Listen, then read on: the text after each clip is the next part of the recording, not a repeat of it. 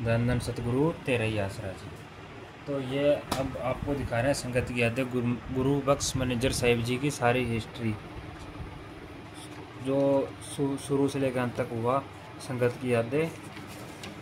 और ये पूज्य परमहंस मस्ताना जी सच्चा सौदा डेरा के संस्थापक थे और ये पहली शाख के सतगुरु का मैनेजर खिताब की बख्शीश। ठीक है, तो इसके बारे में हम आपको बताएंगे। ये हैं गुरु बख्श के मैनेजर साहिब जी, ये देख लीजिए। तो ये है पहली जो ये है धन सतगुरु तेरा ही आसरा पूज्य परमहंस मैनेजर साहिब जी का जीवन। ये जीवन है जो पूरा उनका बिताया गया है। जन्म पूज्य परमहंस मैनेजर साहिब जी का जन्म विक्रमी संवत 1972 की कार्तिक पूर्णिमा तदनुसार 21 नवंबर 1915 को हुआ। नाभा रियासत के गांव सलाना में हुआ, जो आजकल जिला फतेहगढ़ साहिब पंजाब में है।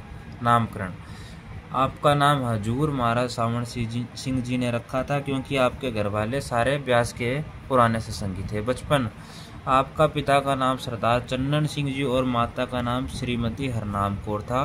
पूज्य परमहंस मैनेजर साहिब जी अभी 1.5 या 2 साल के ही थे कि माता जी चोला छोड़ गए थे, इसलिए आपको आपकी मम्मी जी माता ईश्वर कौर आपके ननिहाल गांव लोहगढ़ में ले गई, जहां उन्होंने आपके पालन पोषण किया। इस तरह आपका बचपन अपने ननिहाल में बीत गया। शिक्षा पूज्य परमहंस मैनेजर साहिब जी अपनी पहली 2 कक्षाओं तक अपने ननिहाल में पढ़े। फिर आपके पिता आपको गांव सलाना ले गए। गांव में कोई स्कूल नहीं था, इसलिए आपके पिता चन्नन सिंह जी ने गांव में प्राइमरी 4th कक्षा तक का स्कूल शुरू किया। स्कूल के लिए एक अध्यापक जिसका नाम श्री तुलाराम था, गांव सलोदी से लाया गया। श्री तुलाराम अंत तक इसी स्कूल में पढ़ाते रहे।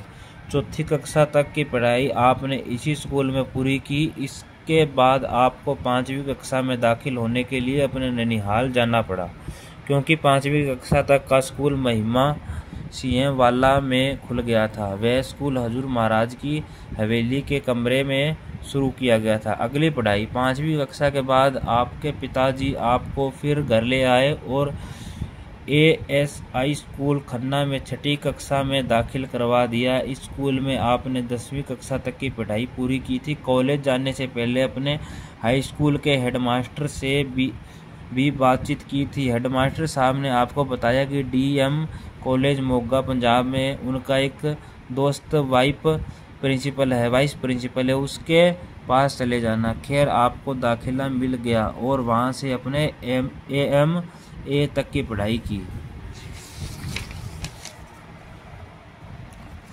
भक्ति भाव पूज्य परमहंस मैनेजर साहिब जी बचपन से ही भक्ति भाव वाले थे। भक्ति भाव की विरासत आपको अपने ननिहाल से मिली। हजूर महाराज सावण सिंह जी भी आमतौर पर फरमाया करते थे कि आपके नाना जी बचपन में अपने दादाजी के साथ बाबा राम सिंह के दर्शन करने जाया करते थे।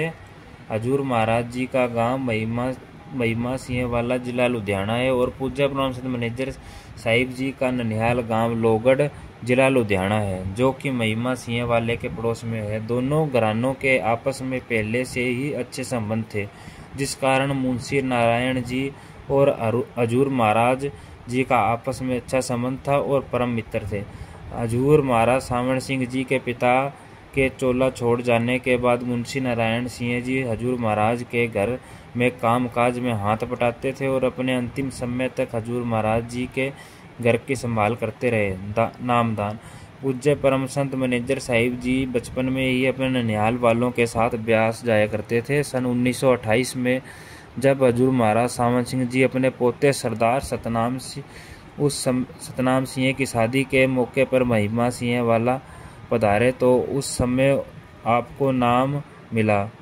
उस समय आप 7वीं कक्षा में पढ़ते थे और लोहगढ़ आए हुए थे। दिन शायद 28 सितंबर था। आपने नाम के लिए अर्ज की।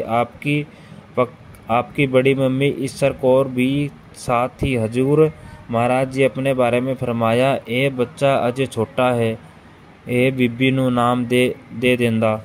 हाँ, और आपको हजूर महाराज जी ने नामदान से इनकार कर दिया। हजूर महाराज पुराने चौबारे में थे। आपको नीचे उतर जाने का हुक्म फरमाया। जब आप नीचे उतरने लगे तो रोने लग गया। इस पर हजूर महाराज जी ने बुलाकर नाम वालों ने में बिठा लिया और बड़े ध्यान से नाम दिया। साथ में माता जी को फरमाया, ऐसनू घर जाके नाम याद करवा देना। सोबत और सत्संग। माता जी, जन्म से ही पूज्य परम संत मैनेजर साहिब जी को सत्संग की मेहर से अच्छी सोबत मिलती रही।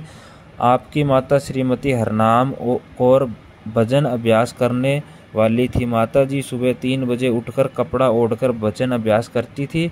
माता जी ने चोला छोड़ने से पहले सब तैयारियां कर ली थी। अब एक एक चीज़ संभाल कर रख दी थी।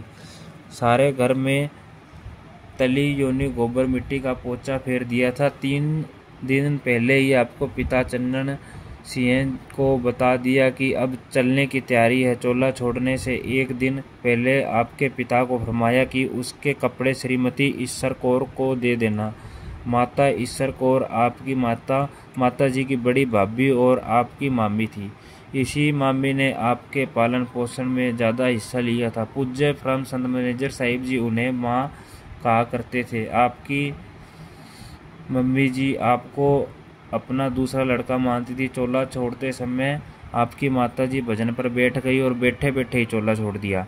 पिताजी, आपके पिताजी भजन सिमरन में चाहे कम समय दिया करते थे, परंतु पब्लिक के नेक कामों में काफ़ी बढ़ चढ़ कर भाग लेते थे। गरीबों की अक्सर मदद करते रहते थे। आपको अपने पिताजी की सोहबत से आम जनता की सेवा करने का शौक़ पैदा हुआ और आप नौकरी के समय अपने आप को सेवादार समझते थे। आप फरमाया करते थे कि आपके पिताजी ने आपको यह हिदायत की थी कि कभी रिश्वत नहीं लेना, अपनी हक हलाल की कमाई में से 10वां हिस्सा निकालते रहना और डेरे भेजते रहना।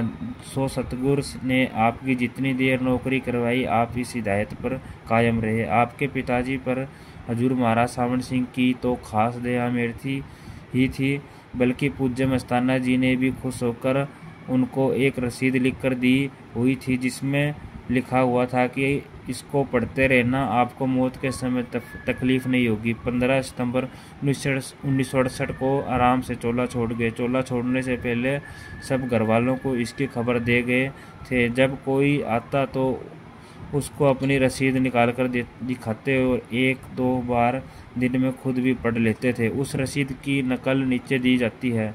धन सतगुरु जी, डेरा भजन मंडली, सच्चा सौदा, हिसार, सिरसा, जिला हिसार, 30/5/1951।